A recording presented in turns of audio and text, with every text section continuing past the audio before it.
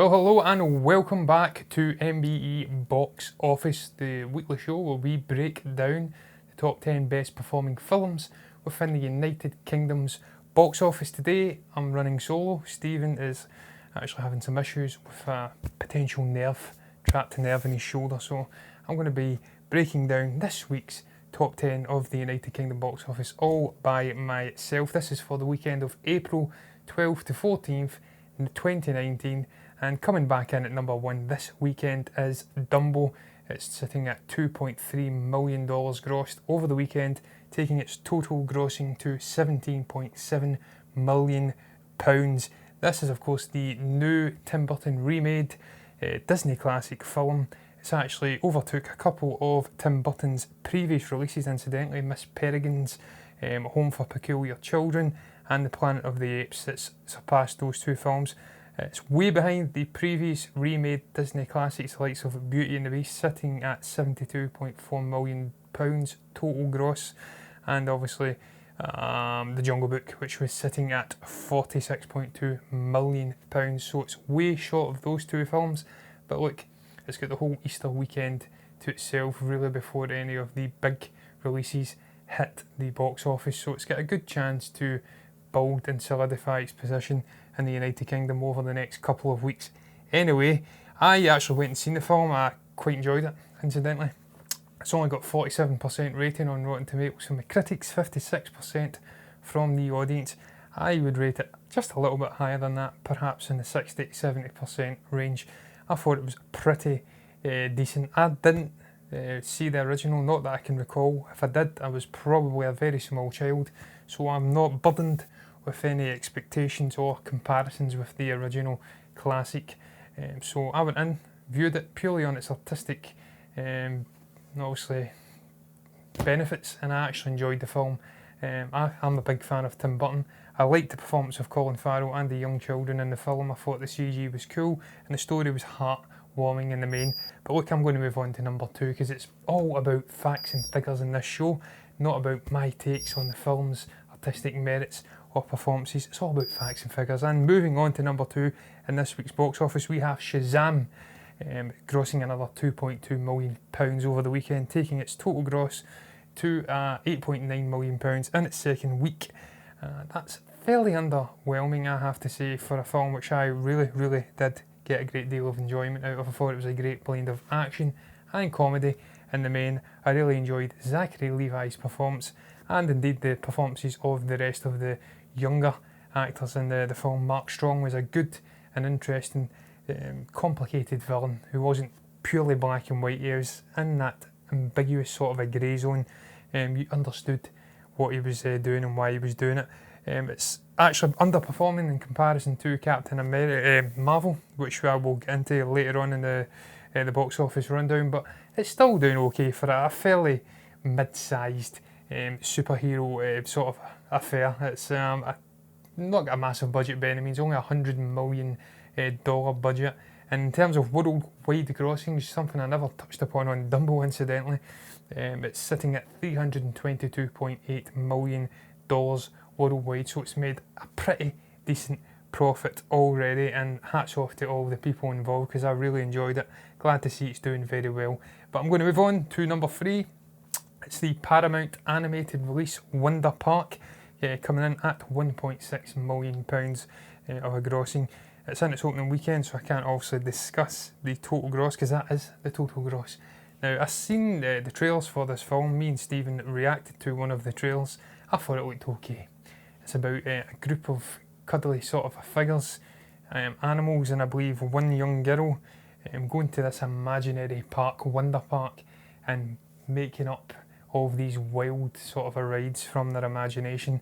It looked okay, but it was getting middling reviews and obviously feedback from critics, and it's looking as though it's going to flop. And by all accounts, $93 million it's sitting at worldwide just now. Don't know the production budget, but it wouldn't have been small given it is an animated film. I did see John Campea discussing the merits of another Paramount animated flop, so that'll give you an idea. It couldn't have been a small budget. But look, I'm going to move on to number four because I haven't seen Wonder Park, and in all honesty, I've got no intentions of going to see it. It's not one of the big animated films this year which would tickle my fancy, the likes of Aladdin. But it's not really animated, but the genie's animated. But you know, the likes of The Lion King and obviously Toy Story 4. So I'm going to move on to Hellboy at number 4. This week it's grossed another £1 million. It's grossed £1 million, I should say, not another £1 million. It's its opening weekend. Obviously the David Harbour led retake of the Hellboy franchise, which was obviously prevalent in the early 2000s with the likes of Ron Perlman and Guillermo del Toro. This one has been getting a lot of flack. We discussed it on MBE Heroes last week. It's looking like it's going to flop, which I have to say I'm very disappointed about, being vaguely interested in the character and really enjoying the mix match of sort of a comedy and darker violent tones in the trailers. Looks like it's went all Transformers on us, and it's gave us a bit of a lemon. It's grossed $19.6 million at worldwide at the box office off of a $50 million budget. That is not good at all. It's currently sitting and showing, I should say, in 480 theatres, and it's not a strong start for the David Harbour led film. So I've not seen it yet. Can't really talk about the artistic merits of the film, but it ain't good in box office numbers, and I'm going to move on to a film which is doing pretty good in terms of box office numbers. It's Captain Marvel, coming in at number 5. It's actually dropped a place this weekend. It's grossed another £883,000, taking its total gross at the United Kingdom's box office to £36.5 million. 6 weeks in, down 23.4%. I haven't got a figure on the number of theatres it's showing in. One would presume it's fell again. Its total worldwide grossing is sitting at just shy of $1.1 billion worldwide. Now, I thought the film was okay. A lot of people have been hating on it. They don't like Brie Larson. They think she's a bit of a white male hating sort of a social justice warrior figure. I don't really care about that shit. I base films on their artistic merit. Was it the greatest MCU film of all time? Hell no. Was it the greatest standalone? Again, hell no. But what you can't argue with is its performance at the box office. It is set to surpass Iron Man 3 and Captain America Civil War, both sitting on £36.4 million and £37 million cumulative cumulative UK grossings. And it's also about to surpass Deadpool at £38.1 million. So look, say what you want about Brie Larson, her acting ability, her political views, but the film is a success in the United Kingdom, and I think that has been backed up worldwide with its grossing of over $1 billion at the box office worldwide. So it's a success for Disney and the MCU again. But look, I'm going to move on, because we have done Captain Marvel to the death in previous shows and in a whole host of different shows that we do on obviously the channel. So I'm going to move on to number 6. It's Wild Rose. It's grossed £772,000 this weekend. It's a new release. I believe this is about a Scottish musician, a Glaswegian musician, trying to make it big in Tennessee. I've never heard of the film. I just know that the lead actress is actually from Ireland, not Scotland. But it looks okay, it looks interesting, and it's opened fairly decently for a film of this size. It's not going to have the biggest budget. I don't know how the hell it's rating up in terms of obviously ratings and whatnot, because I have not looked into the film at all, because it's not a film or movie that I am particularly interested in. So on that note, I'm going to move swiftly on, because it has no worldwide box office numbers. It's not getting a wide release. To number 8 at this week's box office, and it is, number 7 at this week's box office, and it's Pet Sematary. 2019, it's grossed £650,000 at this weekend. It's in its second weekend. It's dropped a gargantuan 58% on its second weekend. It's actually lost theatres as well, showing in 537, and its total gross is now sitting at just over £3 million, which is, it's okay. I don't think this film has got a gargantuan budget by any means, just $20 million.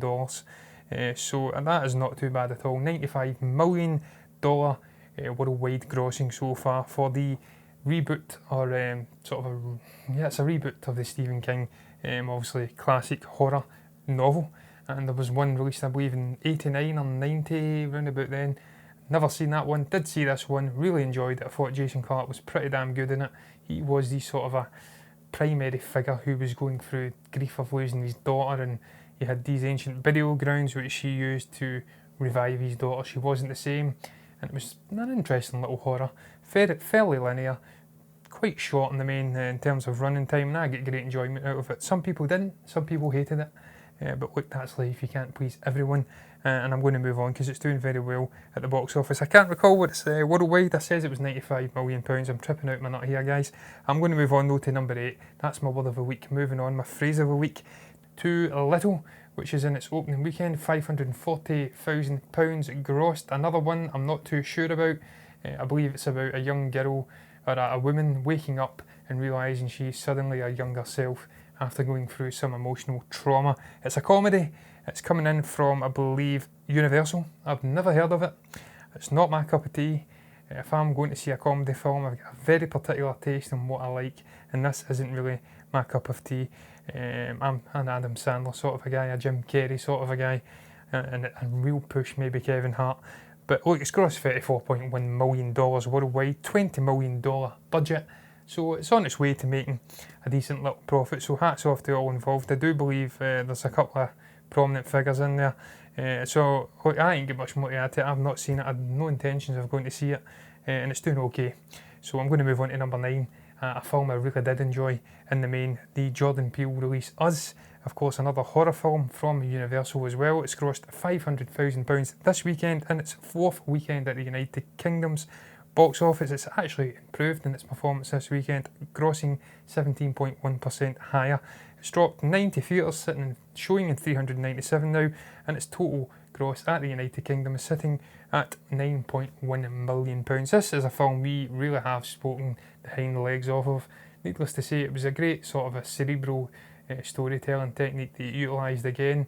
It had lots of allegorical themes. It had a nice linear, superficial story. Sometimes he got a little bit convoluted. I really didn't like the twist, as I've said, ad infinitum. But look, $245.7 million at the worldwide box office. It's fantastic for a film which had just $20 million of a production budget. It has made a massive profit, and it is another feather in the cap of Jordan Peele, who is into his second sophomore release. And this guy's going to have a stellar career as he goes on.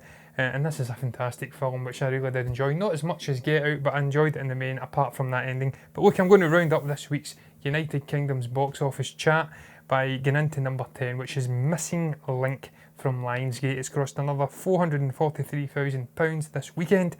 It's dropped 31% in its second weekend. Actually up theatres, but dropped in terms of grossings, taking its UK gross, I should say, to £1.8 million. Now, this is the Leica Studios stop-motion animated film about a Yeti meeting a traveller and them going off in a marvellous little journey. I will go and see this film. I haven't had a chance yet to go and see it. I actually went to see Dumbo this week, as I said I would. So I didn't have time with the beautiful weather we're experiencing just now in Scotland to go and see another film. But I will go and watch this and support Leica Studios because I am a firm advocate and fan of stop motion. So this is one that's on my bucket list, and we'll get round to seeing it at some point over the next week. And I'm glad to see that it's at least grossed something in the United Kingdom. It's not a bombshell of a box office performance we're seeing here, but look, it's stop motion. It's a niche market, and it's crossed $12.9 million in the United States. So I'm sure it's on its way to making something of a slender profit. You can't imagine with the stop motion thing that it's going to have a massive budget. It's not really employing complicated animated techniques. It's just classic stop motion people. They employ a nice sizable amount of people who put in a ridiculous amount of time animating these various figures, but it's not going to have a big production budget, so I'd hope it'd make a profit. But look guys, that's going to round up this week's MBE box office. If you've enjoyed the content in this week's show, you know what to do. Comment below, like the video, subscribe to the channel for more content like this, and we'll be back potentially with Stephen tomorrow with MBE Heroes.